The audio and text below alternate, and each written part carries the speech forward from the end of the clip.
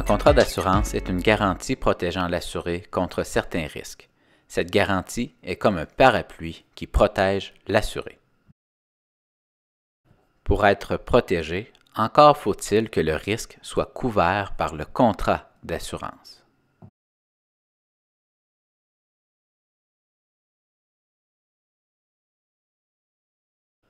À titre d'exemple, l'assurance responsabilité civile découlant des activités de la vie privée ne protège pas l'avocat s'il engage sa responsabilité professionnelle à l'égard d'un client.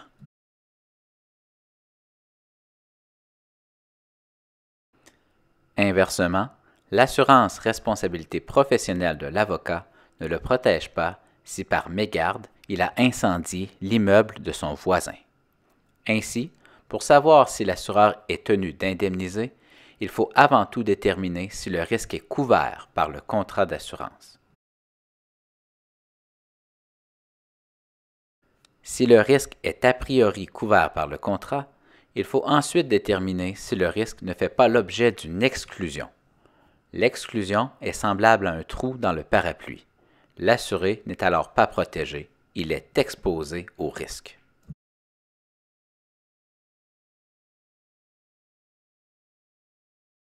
À titre d'exemple, l'assurance responsabilité professionnelle de l'avocat protège a priori l'avocat qui est poursuivi en responsabilité professionnelle. Toutefois, il est possible que le comportement ou l'acte reproché à l'avocat fasse l'objet d'une exclusion. Vous retrouvez deux exemples ici. Le graphique à droite symbolise un parapluie vu de haut. Afin de déterminer si la garantie s'applique, il faut suivre les étapes suivantes. Tout d'abord, le risque est-il couvert? Pour le savoir, on doit regarder les clauses de la police établissant l'étendue de la garantie. Les clauses d'inclusion qui délimitent l'étendue de la garantie s'interprètent largement, ce qui favorise l'assuré. Cette idée est illustrée par les flèches vertes pointillées. Deuxième étape. Est-ce qu'une exclusion s'applique? Pour le savoir, on doit regarder les clauses de la police prévoyant des exclusions de garantie. Étant des exceptions, les clauses d'exclusion s'interprètent restrictivement, ce qui favorise, encore une fois, l'assuré. Cette idée est illustrée par les flèches noires. Il est primordial de suivre ces étapes dans l'ordre, car on ne peut inférer une obligation de garantie de la part de l'assureur simplement en effectuant une interprétation a contrario d'une clause d'exclusion. À titre d'exemple, ma police d'assurance habitation exclut les morsures de chiens. A contrario, la morsure de mon lion, de mon tigre ou de mon ours sont couvertes. Ce raisonnement est erroné, car on doit avant tout déterminer si le risque est couvert. Or, l'exploitation d'un zoo n'est pas couvert par ma police d'assurance habitation.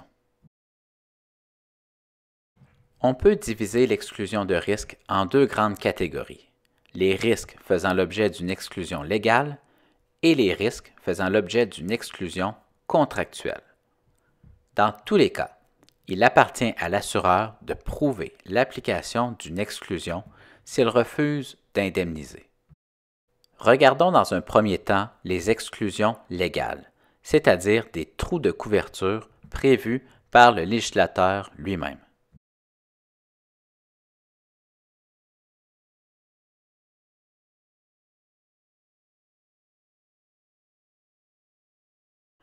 Nous avons déjà vu dans une autre capsule que la faute intentionnelle de l'assuré fait l'objet d'une exclusion légale. Cette exclusion est d'ordre public de direction, car elle a pour objet de protéger les tiers. Il est donc impossible d'y déroger. Toutefois, pour ce qui est des autres exclusions légales, il faut avoir en tête l'article 24.14, selon lequel toute clause d'un contrat d'assurance terrestre qui accorde au preneur, à l'assuré, à l'adhérent, au bénéficiaire ou au titulaire du contrat moins de droits que les dispositions du présent chapitre est nulle. Cela veut dire que les dispositions relatives à l'assurance sont des dispositions planchers qui établissent un minimum de protection. On peut penser au salaire minimum, qui établit un montant plancher pour lequel un salarié ne peut pas être payé moins, mais l'employeur peut choisir de rémunérer davantage le salarié. Le même principe s'applique ici. L'assureur peut accorder plus de droits que les dispositions planchers prévues dans le Code civil. Cela veut dire qu'à l'exception des règles intéressant l'ordre public de direction, l'assureur est libre de déroger aux dispositions planchers s'il accorde plus de droits. La clause qui accorde moins de droits que les dispositions planchers du Code civil est donc nulle.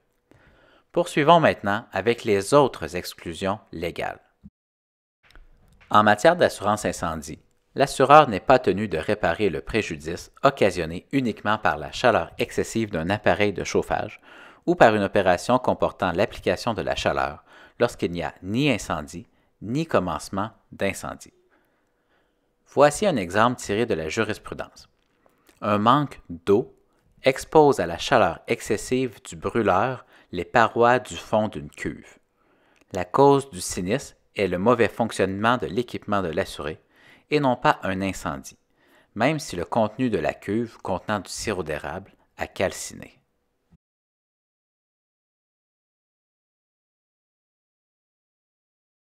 Toujours en matière d'assurance incendie, l'article 2486 exclut les incendies ou les explosions résultant d'une guerre étrangère ou civile, d'une émeute ou d'un mouvement populaire, d'une explosion nucléaire, d'une éruption volcanique, d'un tremblement de terre ou d'autres cataclysmes.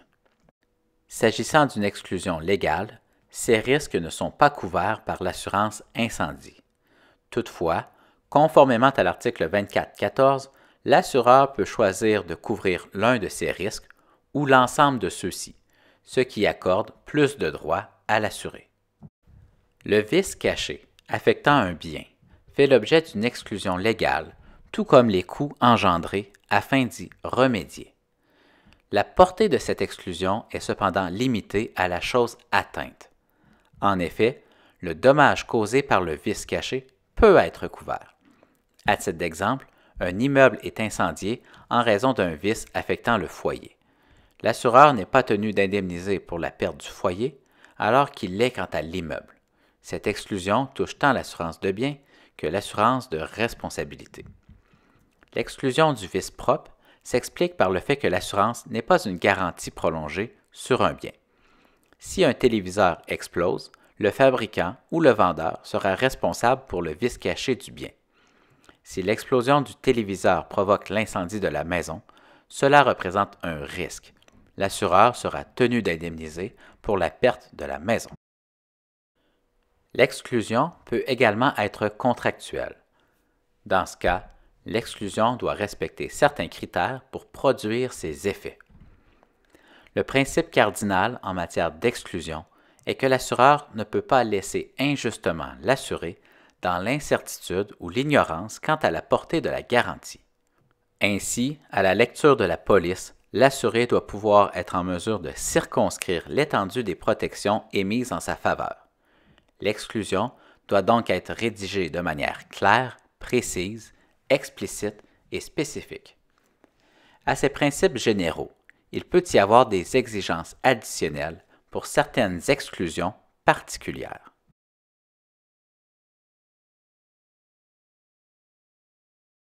Ainsi, en matière d'assurance de personnes, l'assureur ne peut invoquer que les exclusions ou les clauses de réduction de la garantie qui sont clairement indiquées sous un titre approprié.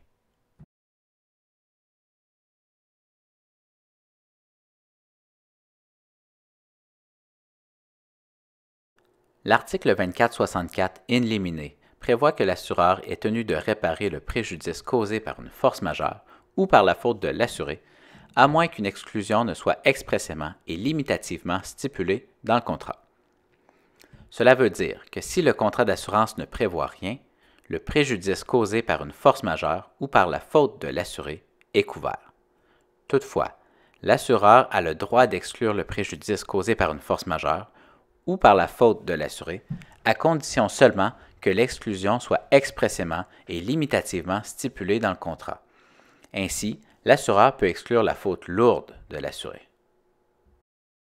Pour sa part, l'article 2402 prévoit que est réputée non écrite la clause générale par laquelle l'assureur est libéré de ses obligations en cas de violation de la loi, à moins que cette violation ne constitue un acte criminel. Cela veut dire que si la police contient une clause excluant de la couverture la violation de la loi par l'assuré, cette clause exclut uniquement les actes criminels exclusivement poursuivis par voie de mise en accusation. Les infractions hybrides ne sont alors pas exclues. L'assureur ne peut exclure généralement la violation de la loi, mais il peut exclure de la couverture la violation d'une loi ou de certaines lois qu'il désigne spécifiquement.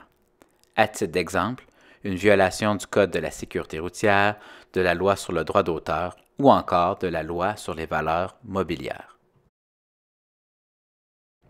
Enfin, en matière d'assurance vie, le législateur reconnaît la validité d'une clause d'exclusion du suicide, mais seulement pour une durée de 2 ans à partir de l'entrée en vigueur de l'assurance. Après ce délai, la clause d'exclusion ne produit plus d'effet. Pour ce qui est de l'entrée en vigueur de l'assurance, cette question fait l'objet d'une capsule spécifique.